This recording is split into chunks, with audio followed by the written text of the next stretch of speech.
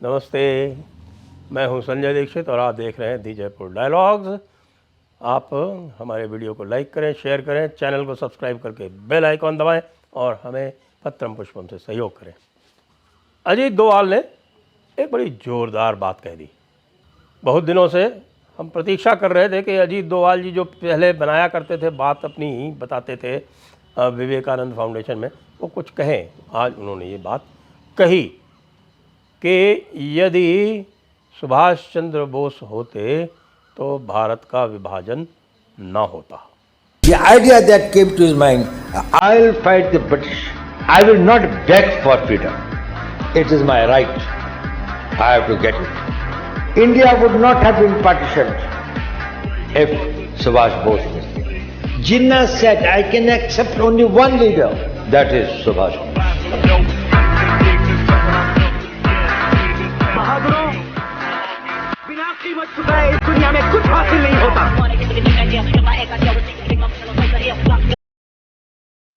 तुम मुझे खून दो, मैं तुम्हें आजादी दूंगा।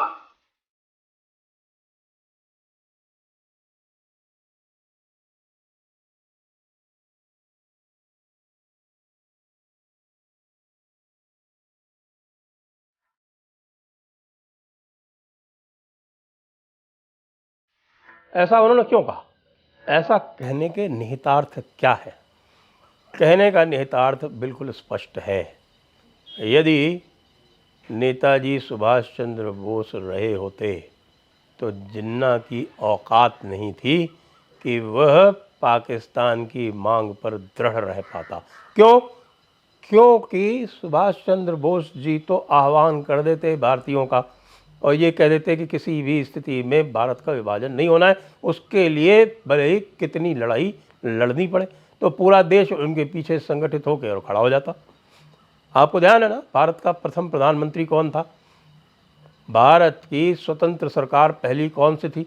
भारत की पहली सरकार जो थी वो नेताजी सुभाष चंद्र जी की सरकार थी, जो उन्होंने 23 अक्टूबर 1943 को स्थापित की थी और वो जिसको हम कहते हैं गवर्नमेंट इन एग्जाइल थी, यानी प्रवासी एक सरकार थी।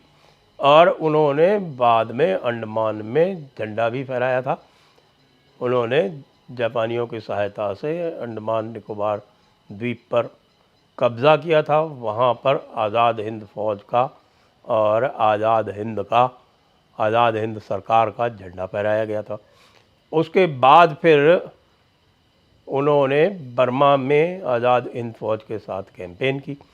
आज़ाद हिंद फौज के और जापान के जो इस समय जो रिकॉर्ड उपलब्ध हैं उसमें ये साफ बताया गया है कि जो भी समझौता नेताजी सुभाष चंद्र बोस ने जापानियों के साथ किया था उसमें उन्होंने यह स्पष्ट रूप से ये एक समझौता किया था कि आज़ाद हिंद फौज जो है वो जापानी झंडे के तले नहीं जाएगी और जो भी क्षेत्र आज़ाद हिंद फौज आज़ाद कराएगी वहाँ सब स्थानों पर जापानी झंडा नहीं फहराया जाएगा, अपितु आज़ाद हिंद फौज का झंडा फहराया जाएगा।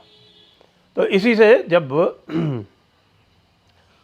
उन्होंने मणिपुर में और नागालैंड में जब विजय प्राप्त की और कुछ स्थानों पर उन्होंने आज़ाद हिंद फौज का झंडा भी फहराया। आप ये देखें कि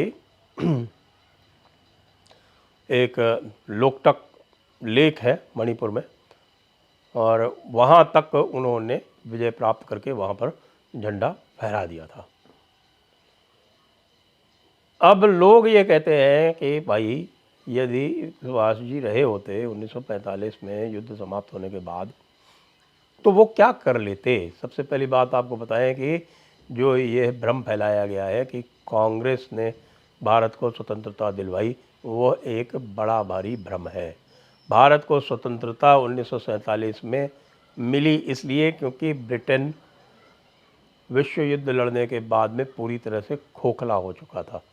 यहाँ हम कहते हैं कि साहब गांधी और नेहरू ने हमको स्वतंत्रता दिलवाई, तो भाई ऐसा है 1955 तक 56 कॉमनवेल्थ जो देश थे, जो ब्रिटेन के उपनिवेश थे, उनमें से 54 को स्वतंत्रता मिल गई थी। उसमें भारत के अतिरिक्त और कहीं गांधी और नेहरू तो थे नहीं।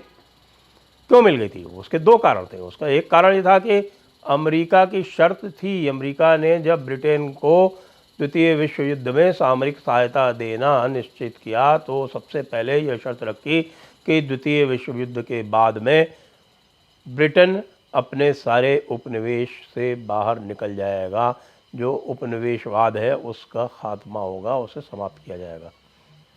तो भारत में भी वही होना ही था। ये अलग बात है कि उन्होंने यहाँ पर कुछ इस तरह के गुलाम मिल गए उनको, गांधी और नेहरू की शक्ल में, जिनके साथ उन्होंने समझौता करके और एक ट्रांसफ़र ऑफ पावर एग्रीमेंट कर लिया। उस ट्रांसफ़र ऑफ पावर एग्रीमेंट के माध्यम से उन्होंने भारत को डोमिनियन स्टेटस दिया। अब डोमिनियन स्टेटस क्या होता है ये आप समझिए।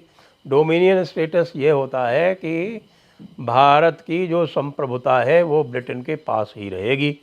जो भारत की जो औपचारिक, जिसको हम हेड ऑफ स्टेट कहते हैं, यानी कि जिसको हम राज्याध्यक्ष कहते हैं, दो तरह के होते हैं, एक होते हैं राज्याध्यक्ष और दूसरे होते हैं शासनाध्यक्ष। राज्याध्यक्ष मतलब हेड ऑफ स्टेट और शासनाध्यक्ष मतलब हेड ऑफ गवर्नमेंट। तो समझौता ये हुआ कि जो राज्याध्यक्ष है वो ब्रिटेन के राजा ही रहेंगे। The king of Britain shall be the sovereign, sovereignty shall rest with Britain. तो सॉवरेनिटी ब्रिटेन के पास ही रहेगी। ऐसा गवर्नमेंट ऑफ इंडिया एक्ट 1935 में भी था और जो इंडियन इंडिपेंडेंस एक्ट 1947 जो पास हुआ ब्रिटिश पार्लियामेंट में, उसमें भी यही प्रावधान था। उसी के अंतर्गत ट्रांसफ़र ऑफ पावर हुआ और हमारे नेहरू जी ने खुशी खुशी उसके ऊपर हस्ताक्षर किए और ट्रांसफ़र ऑफ पावर बन के प्राइम मिनिस्टर बन के बैठ गए, कुंडली लगा के, और बैठे रहे अगले 17 साल तक। और अब जब भी बात होती है तो बात होती है हमारे जस्टिस चक्रवर्ती, जो गवर्नर थे पश्चिम बंगाल के, चीफ जस्टिस थे वैसे तो, लेकिन कुछ समय के लिए उनको चार्ज दिया गया था गवर्नर का। उन्होंने क्लेमेंट एटली, जो प्रधानमंत्री थे, कहाँ के? ब्रिटेन के। किस समय? जिस समय भारत को स्वतंत्रता दी गई या ट्रांसफ़र ऑफ पावर किया गया, यानी 15 अगस्त 1947 को और उसके पहले। तो क्लेमेंट एटली को जस्टिस चक्रवर्ती ने गवर्नर हाउस में होस्ट किया और उनसे पूछा कि गांधी का क्या योगदान था, गांधी का स्वतंत्रता में क्या योगदान था। तो उन्होंने कहा मिनिमल, यानी कम से कम। और उन्होंने ये भी बताया कि इतनी शीघ्रता उन्होंने क्यों की, क्योंकि जो लॉर्ड वेवल थे, जो माउंटबेटन से पहले वाइसरॉय थे, उन्होंने मार्च 1948 का समय रखा था भारत को स्वतंत्रता देने का या भारत से बाहर निकलने का अंग्रेज़ों का। तो ये अचानक 15 अगस्त 1947 को क्यों कर दिया गया? तो उसका कारण उन्होंने बताया कि वह इंडियन नेशनल आर्मी और सुभाष बोस के कारण हुआ। सुभाष बोस एक अकेले ऐसे व्यक्ति थे जो इससे जिन्ना डरता था। गांधी को तो वो कुछ भी नहीं समझता था, नेहरू को तो वो मूर्ख मानता था और गांधी को तो एक कोरा निरा आदर्शवादी, जो किसी भी हिसाब से कहीं से भी कोई इसमें व्यवहारिकता लेश मात्र भी नहीं थी, ऐसा व्यक्ति मानता था। और वो मानता था कि गांधी को और नेहरू को तो वो 1 मिनट में परास्त कर देगा। पटेल से थोड़ा बहुत आशंकित अवश्य रहता था, लेकिन पटेल को तो गांधी नेहरू स्वयं ने ही साइडलाइन कर दिया, तो उसका काम आसान हो गया और उसने भारत को 2 टुकड़ों में बल्कि 3 टुकड़ों में बंटवा दिया।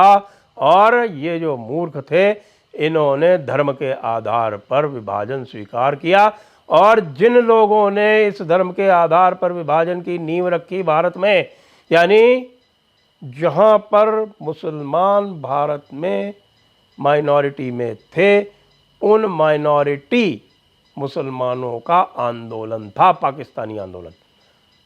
Minority Muslims in majority Hindu provinces drove the partition movement.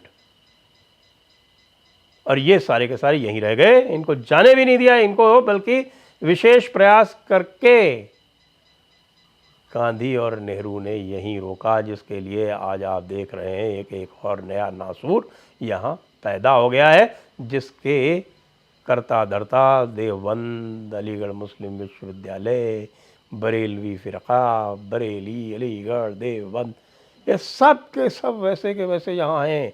Malabar, Mohammad Ismail, poker साहब, ये सब इंडियन यूनियन मुस्लिम लीग, उसके अलावा इनकी तरह तरह की बैठ फैली हुई चारों तरफ जड़ें, और रोहिंग्या और बांग्लादेशी और जितनी भी आप समस्याएं देख रहे हैं, जिससे कि भारत का एक और विभाजन करने का प्रयास फलीभूत हो सके, वो सारे कार्य जो आज हो रहे हैं वो केवल गांधी नेहरू की देन है।